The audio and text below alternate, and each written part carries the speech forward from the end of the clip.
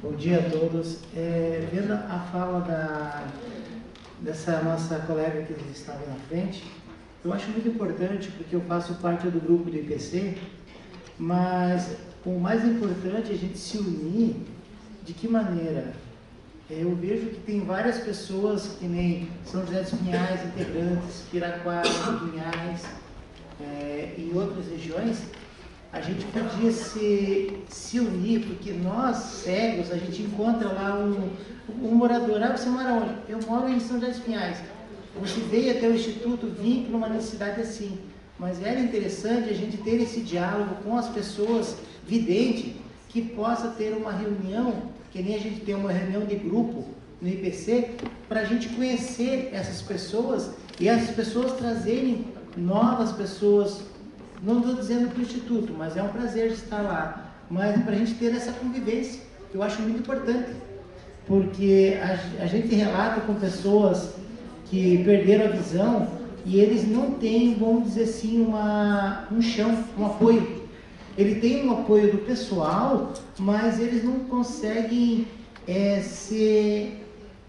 como é que eu posso interpretar? Se habilitar, sabe? Ele fica com aquele receio, e eu já vi pessoas de chegarem e voltarem para trás. Então é legal a gente se conhecer, esses grupos que estão aqui, que é um prazer estar aqui, né? E a gente trocar bastante ideias, até fazer uma reunião com os integrantes de movimentos, lá de Piraquara, de Pinhais, São José dos Pinhais, acho que Campina Grande, né? Não sei se está, Colombo.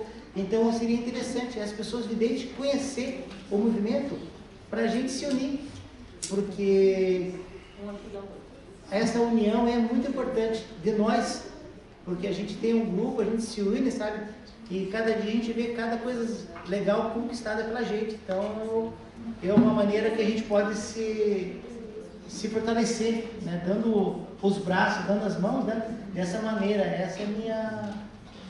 Eu não sei se fugiu um pouco, mas o que você falou, que lá em São Paulo acontece, né? De uma instituição se unir com a outra, né? Eu acho que aqui não seria bem uma instituição, mas seria o pessoal que indica, videntes, né? Se unirem e trocarem uma ideia para indicar as pessoas, para a gente se conhecer. Porque nós, cegos, a gente vai conhecer quando a gente conversa com as pessoas, né?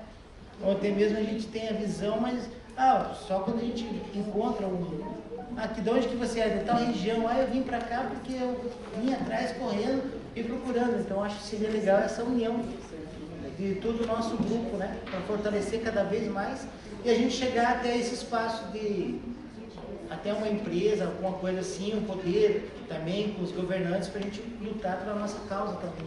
Seria essa a minha palavra. Obrigado. Falou, Antônio. Bem rapidinho, eu acho que o que nós não podemos perder de vista, ao meu ver, pelo menos, naquilo que a Adriana levantou antes, que agora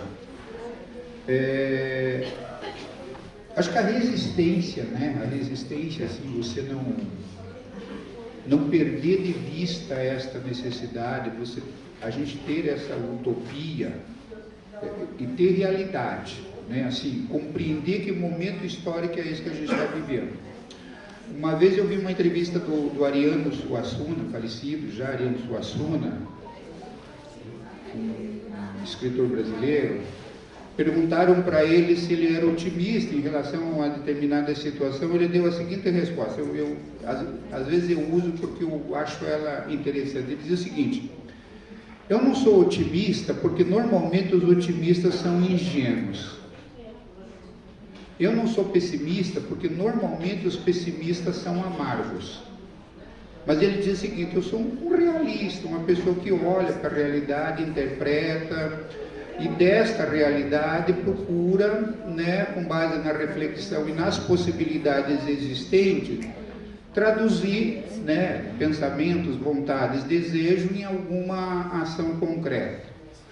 Há esse sentimento, não só no meio das pessoas com deficiência, mas há esse sentimento de juntamento, digamos assim, né? De união, né? Traduzido isso em união, fortalecimento, essas coisas assim.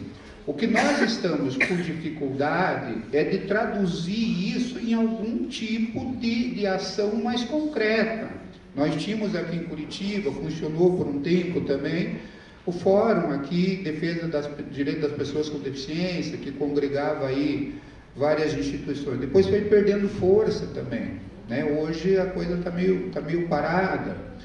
Dentro do Instituto, apesar de todo o discurso que a gente tem feito, o esforço que a gente tem feito de transformar ou ampliar, não é nem transformar, quer dizer, ampliar o Instituto enquanto esse espaço que as pessoas possam estar, né, refletindo, discutindo, debatendo, essas coisas assim, a gente também tem dificuldades com isso, né? A gente esbarra em coisas assim que...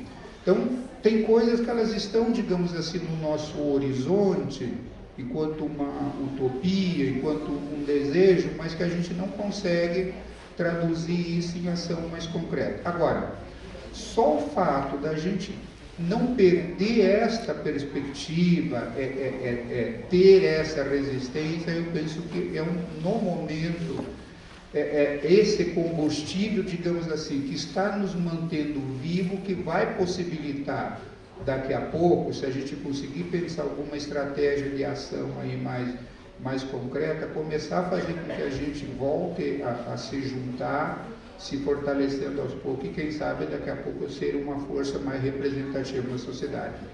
Além disso, eu juro para vocês, não pense que esse não é meu dilema. Quem me conhece aqui já há um certo tempo, faz mais de 20 anos que eu estou nessa luta aí, movimento de pessoas com deficiência, desde os tempos lá da discussão da União Paranaense de Cegos, e muito antes já.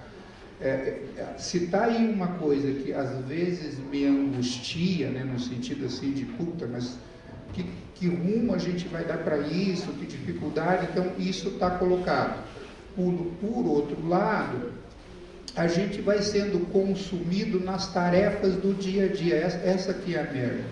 Porque aí a gente acaba sendo consumido naquela coisa do dia a dia, sabe? Então, a Adriana lá dentro do não sei o que tem que dar conta daquilo no dia a dia. Aí lá não se contrata mais e aí vai sobrecarregando a pessoa cada vez mais. O Gilberto, e vai, se a gente pegar assim a Eliana, então você vai ver o seguinte, a gente está cada vez mais consumido naquelas tarefas do trabalho, porque as empresas, os órgãos públicos estão reduzindo o número de funcionários, e com isso está sobrando mais trabalho para a gente, nós estamos mais atarefados com as coisas da família, que estão demandando mais da gente também, por conta de tudo que a gente está observando, de desestruturação familiar e tal. A crise econômica, quer dizer, a redução do poder aquisitivo das pessoas, coloca as pessoas para tempo que elas poderiam ter para jogar na mobilização, numa organização, elas têm que ir lá fazer um bico, coisa parecida com isso, né?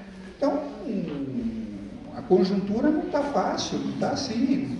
Agora, a gente esmorece? Eu acho que não, né? Então, essa perspectiva de utopia, esse sonho, esse desejo, digamos assim, de um mundo diferente, de uma sociedade diferente, nós não podemos perder. Porque lá atrás alguém fez lutas para que a gente pudesse hoje estar aqui, né? E se hoje a gente está aqui, faz parte de uma conquista da humanidade de modo geral, da sociedade do modo geral, e de uma conquista nossa. E digo mais, talvez o momento seja não de ganhar, mas de encontrar estratégia para perder menos, porque o diabo não está... A coisa não está fácil, não. Quando eu olho para alguns discursos de alguns candidatos assim, me dá muito medo, porque o discurso é de estreitar não só as questões econômicas, coisas desse tipo, mas estreitar mesmo questões de liberdade de expressão, de organização política, essas coisas assim, democracia. Então a gente precisa ficar atento com esse tipo de coisa também, porque a gente está vivendo um momento assim se a gente não avança, é preciso então pelo menos não retroceder muito além do que a gente já está. Gilberto aqui novamente, gente.